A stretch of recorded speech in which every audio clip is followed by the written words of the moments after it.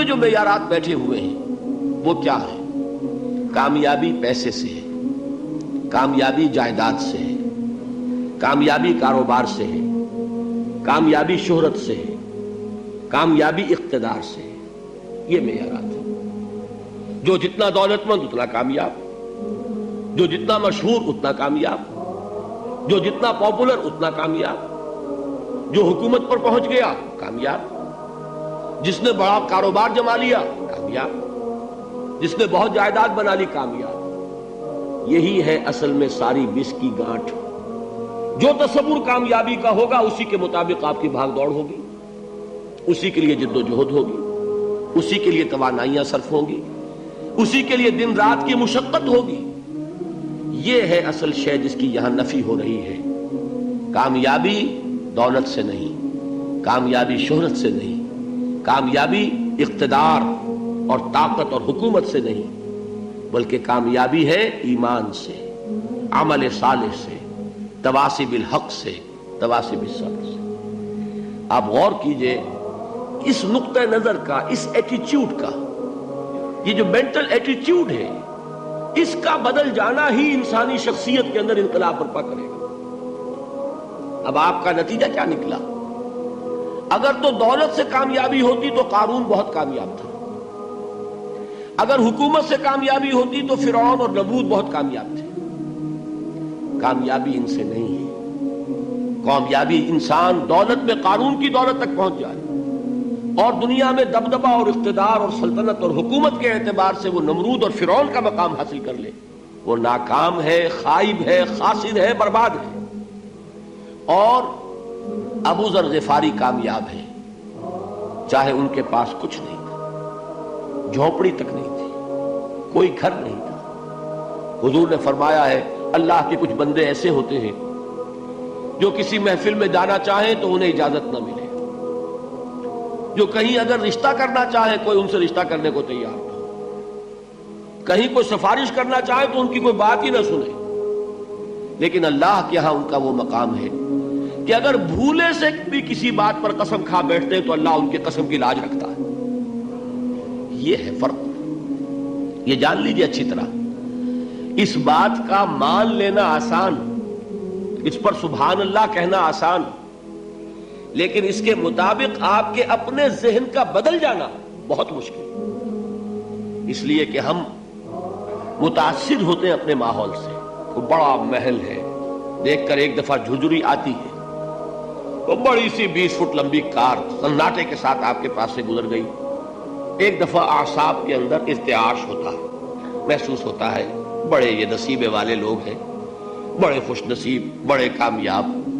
حالانکہ کچھ معلوم نہیں کہ یہی سب سے بڑی بد نصیبی ہو سکتا ہے کہ یہی سب سے بڑی ناکامی ہو. اگر ذہنوں میں یہ بات بیٹھ جائے کامیابی کس شے سے. یہی وجہ دیکھیے قرآن مجید میں بارہا آپ دیکھیں اولئک هم المفلحون، یہ ہے لوگ کامیاب ہونے والے. آج یہ آپ نے نماز میں وہ آیات سنی، یا ایھا الذین آمنوا ارکعوا واسجدوا واعبدوا ربکم وافعلوا الخیر لعلکم تفلحون. اے ایمان والو، رکوع کرو، سجدہ کرو، اپنے رب کی پرستش اور بندگی کرو اور اچھے کام کرو تاکہ تم کامیاب ہو جاؤ. تو کامیابی کن چیزوں سے ہے؟ یہ ہے سب سے بڑا سبق. یہ ہمارے دل میں اگر بات بیٹھ جائے، ٹھک جائے، تو زندگی بدل جائے گی.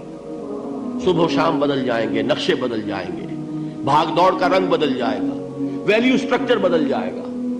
آج وہ ایک چیز نہایت اہم نظر آ رہی ہے، کل نہایت غیر اہم نظر آئے گی. جیسے کہ حضور کی حدیث ہے، مالی ولد دنیا، مجھے تمہاری اس دنیا سے کیا سروکار ہے. انما مثلی کراکب استظل تحت شجرۃ ثم راح فترکھا. میری مثال تو اس سوار کی سی ہے جو تھوڑی دیر کے لیے ایک درخت کے سائے میں ٹھہرتا ہے سستانے کے لیے، پھر وہ اپنا راستہ لیتا ہے. اسے اس درخت سے مستقل تعلق اس کا نہیں ہے، وہ اس کا گھر نہیں، وہ اس کی منزل نہیں. اسی طرح یہ دنیا میرا گھر نہیں ہے. اب دیکھیے ہم کہتے ہیں انا للہ و انا الیہ راجعون، ہم تو مسافر ہیں، ہم اللہ کے پاس سے آئے، اللہ کی طرف ہمیں لوٹ جانا ہے. کن فی الدنیا کانک غریب و عابر سبیل، حضور فرماتے ہیں دنیا میں ایسے رہو جیسے کہ تم اجنبی ہو یا راہ چلتے مسافر. لیکن یہ طرز عمل کب ہوگا؟ جبکہ یہ آیت ہمارے ذہنوں کے اندر بیٹھ گئی ہو، والعصر ان الانسان لفی خسر الا الذین آمنوا وعملوا الصالحات وتواصوا بالحق وتواصوا بالصبر۔ یہ ہے اصل بات جو میں نے عرض کیا تھا کہ میں بتاؤں گا صحابہ کیوں ایک دوسرے کو یاد دلاتے تھے۔ اس لیے کہ دیکھیے جیسے برف باری اگر ہو رہی ہو، آپ باہر نکلیں گے تو برف آپ کے کپڑوں پر جم جاتی ہے نا، تو آپ جھٹکتے ہیں کپڑوں کو تاکہ برف ہٹ جائے۔ ہمارے ایمان پر اس دنیا میں رہتے ہوئے جب ہم متاثر ہوتے ہیں ماحول سے تو گردہ آ جاتا ہے، برف پڑ جاتی ہے، اس کو جھٹکتے رہنے کی ضرورت ہے۔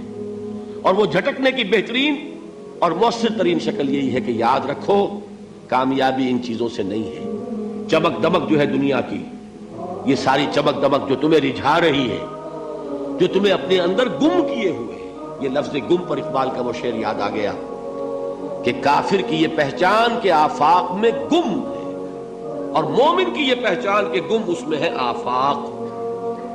تم گم نہ ہو کر رہ جاؤ، اس میں مبہوت نہ ہو کر رہ جاؤ، مرعوب نہ ہو کر رہ جاؤ، دنیا ہی کی محبت تمہارے اوپر ڈیرے نہ ڈال دے، تمہارے دلوں کے اوپر مسلط نہ ہو جائے۔ لہذا تازہ کرتے رہا کرو، والعصر ان الانسان لفی خسر الا الذین آمنوا وعملوا الصالحات وتواصوا بالحق وتواصوا بالصبر۔ پھر یاد کر لو، پھر تازہ کر لو اپنے اس یقین کو کہ کامیابی دولت سے نہیں، کامیابی ثروت سے نہیں، کامیابی اقتدار سے نہیں، کامیابی شہرت سے نہیں، کامیابی جائیداد سے نہیں، کامیابی ہے ایمان سے، کامیابی ہے عمل صالح سے، کامیابی ہے تواصی بالحق سے، کامیابی ہے تواصی بالصبر سے۔ یہ چار چیزیں ہیں کہ جو کامیابی کے لوازم